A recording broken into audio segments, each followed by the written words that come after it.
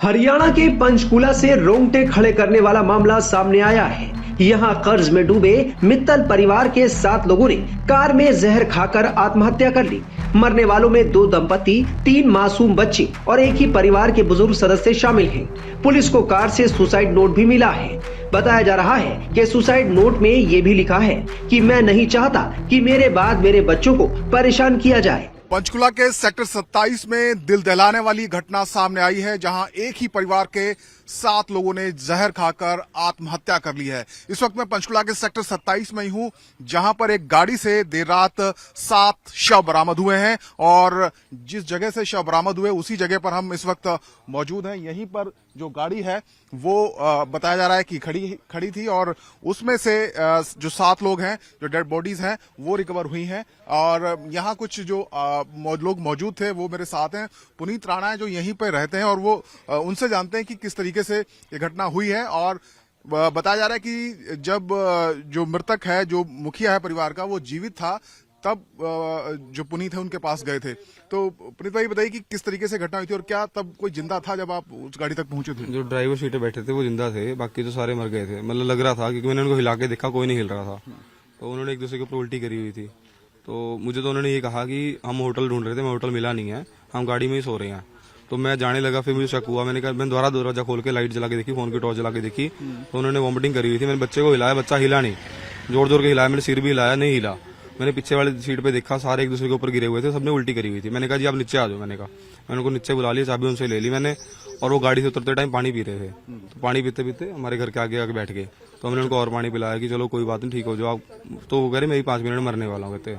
हमने सबने जहर खा लिया, मैंने भी खा लिया कहते। तो आपने ये नहीं पूछा कि क्यों खाया, ऐसा कदम क्यों? कह रहे भी हमारा बैंक का कर्जा है बहुत ज्यादा कहते, भी हमने इस करके सुसाइड कर लिया। कह रहे हमारे रिलेटिव बहुत अमीर है कहते, और भी किसी ने हमारी मदद नहीं करी है, इसलिए मर रहे हैं हम सारे। तो क्या ये कहीं बाहर से आए थे, बताया जा रहा है कि देहरादून के थे, या यहीं कहीं रहते थे? क्या बताया उन्होंने? उत्तराखंड नंबर गाड़ी थी, बाकी ये नहीं पता वो कहाँ से थे कहाँ से नहीं।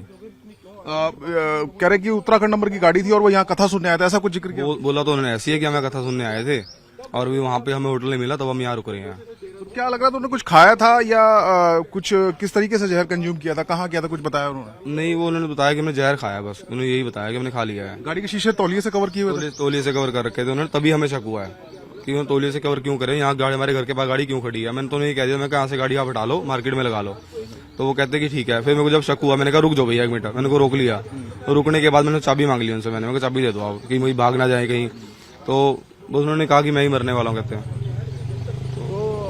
जो गाड़ी कौन चला रहा था, जो मृतक? ड्राइवर सीट पे, वहाँ जो जिंदा था वही था ड्राइवर सीट पे, मेन तो वही था जी, आदमी तो वही था। आप बता सकते हैं कहाँ पे एग्जैक्टली गाड़ी खड़ी थी? बिल्कुल यहीं पे खड़ी थी, बिल्कुल।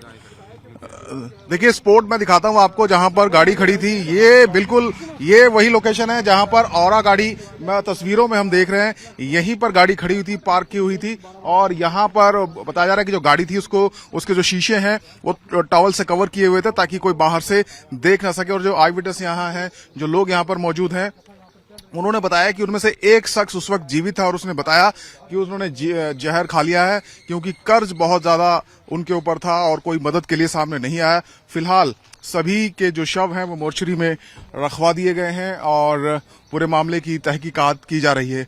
कब आए थे लोग, कहां से आए थे, इसकी जानकारी अभी, हालांकि जो शुरुआती जानकारी वो ये कि देहरादून के रहने वाले हैं और यहाँ जो कथावाचक हैं बाबा बागेश्वर धीरेन्द्र शास्त्री, उनके कथा का आयोजन चल रहा है, वहां पर वो आए थे और यहां से लौटते वक्त उन्होंने जहर खाकर गाड़ी में आत्महत्या कर ली। पुलिस प्रारंभिक जांच में मान रही है कि परिवार ने दबाव में आत्महत्या का कदम उठाया है। बताया जा रहा है कि कार की विंडशील्ड पर बड़ा सा तौलिया पड़ा हुआ था। पास से गुजर रहे एक शख्स ने कार को संदिग्ध हालत में पाया तो पुलिस को सूचना दी। देर रात तकरीबन 11 बजे की ये घटना है जो बताई जा रही है और इसी गाड़ी से तमाम जो शव हैं वो बरामद हुए। जो आई विटनेस है, जो लोग मौजूद थे आसपास के, उन्होंने पुलिस को सूचित किया। उसके बाद पुलिस पहुंची और यहां से जब जो शव हैं वो निकाले गए, लेकिन जब आई विटनेसेस ने देखा तो परवीन मित्तल जीवित था, लेकिन उसका जो बाकी फैमिली मेंबर्स थे वो सारे मर चुके थे। और आप देखिए किस तरीके से यहाँ पर कुछ एक सिरप रखा हुआ है। आप देखिए यहाँ गाड़ी के डैशबोर्ड में आप देखिए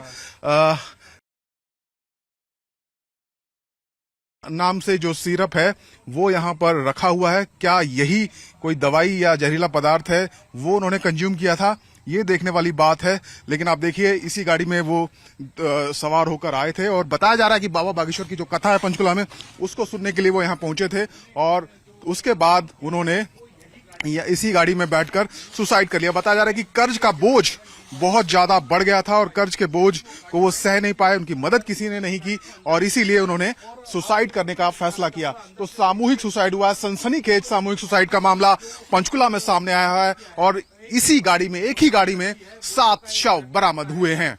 पंचकुला से जर्नलिस्ट नितिन के साथ मनोज कुमार, टाइम्स नौ भारत।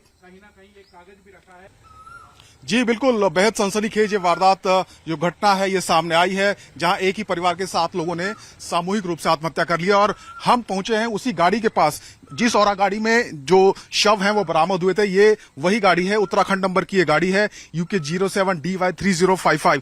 इसी गाड़ी में देर रात तकरीबन 10:30 बजे से लेकर 11 बजे के बीच में जो परवीन मित्तल और उनका परिवार है वो मौजूद था और इसी गाड़ी में बैठकर उन्होंने जहर खाया। और जो हमें आई विटनेस जो लोग मौजूद हैं सेक्टर 27 पंचकुला में जहां पर ये गाड़ी खड़ी थी, वहां पर भी लोगों ने बताया था कि किस तरीके से जो गाड़ी के शीशे हैं, जो खिड़कियां हैं, उनको टॉवल से कवर किया गया था ताकि अंदर क्या हो रहा है पता ना लग सके। और देखिए अभी भी एक शीशे पर जो पिछली खिड़की है वहां पर तौलिया आपको दिखाई दे रहा है और गाड़ी के अंदर भी आप देखिए कुछ कोई जो दवाई है या हम कह नहीं सकते कौन सा केमिकल है, उसका एक यहाँ पर रैपर अंदर आपको दिखाई दे रहा है।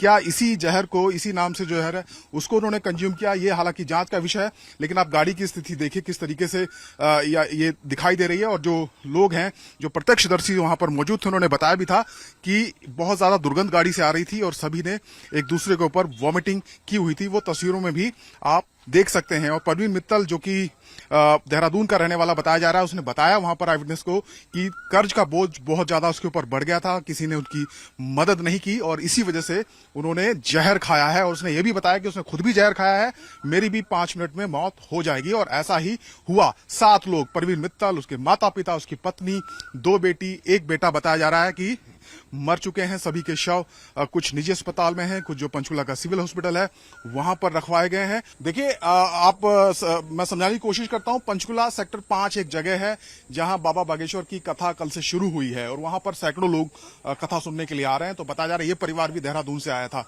वहां से सेक्टर 5 से सेक्टर 27 की दूरी तकरीबन 8 से 9 किलोमीटर होनी चाहिए।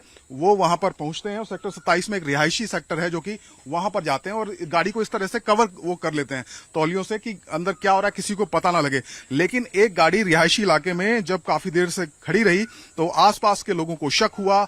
एक वहां पर पुनीत राणा नाम का जो लोकल रेजिडेंट है, उसने बताया कि वो गाड़ी के पास गया तो देखा ड्राइविंग सीट पे जो शख्स था वो उसकी हालत खराब थी, हालांकि वो जीवित था। बाकी सब लोग बेसुध पड़े थे, सभी ने वोमिटिंग की हुई थी।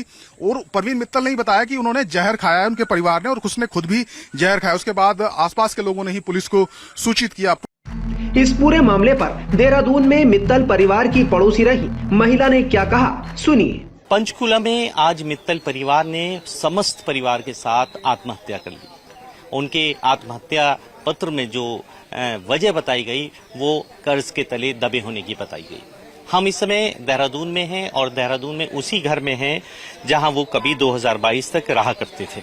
उनका परिवार कैसा था, उनके पड़ोसी हमारे साथ मौजूद हैं। उन्होंने आज अखबारों में खबर पढ़ी जिसके बाद उनका क्या कहना है, आप कैसे जानती थी उन लोगों को? हमारे पड़ोस में रहते थे, बहुत अच्छे थे, अपने काम में व्यस्त, वो भी रहते थे, हम भी रहते थे। बस बाहर जाते हुए राम राम हो जाती थी।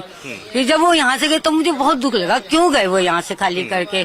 तो मैंने कहा आपने खाली क्यों करा करके, किराया बढ़ा रहे थे मकान मालिक। तो मेरे को ये बहुत दुख लगा। मैं कहा क्या था, अगर रह रहे थे तो रह रहे थे।